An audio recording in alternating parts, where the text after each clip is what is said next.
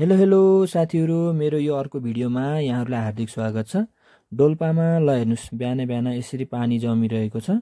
यो जताततै छ। ल भाडामा राखेको पानी समेत यसरी जमेको छ। ल देख्नुभयो नि। न यसलाई फुटाल्न सकिन्छ, न यसलाई निकाल्न सकिन्छ। यसलाई तताउनुको बाहेक विकल्पहरु केही पनि छैन। ल यसरी हातले तान्दा समेत आउला भनेर नचिताए हुन्छ।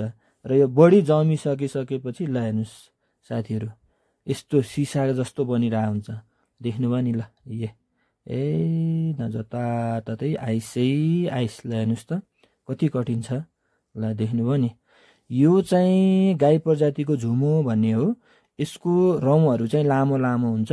यसलाई पनि जाडो दिनमा निकै कठिन हुन्छ। र त्यस्तै यहाँको बच्चाहरू ल हेर्नुस् न, बिहान बिहान उठेर यिनीहरूलाई के को रहर होला हैन, यस्तो छ।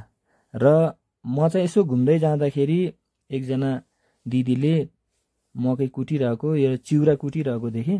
ल्याउनु नि त, म पनि यसो विचार गर्छु भनेको साथीहरु। यो चाहिँ साह्रै गाह्रो हुँदो रहेछ। हातमा फोक्का नै उठ्ला जस्तो हुँदो रहेछ। यो चाहिँ चिउरा है साथीहरु, मकैको चिउरा। डोल्पामा जताततै खान पाइन्छ। एकदम साह्रै मिठो हुन्छ है साथीहरु यो।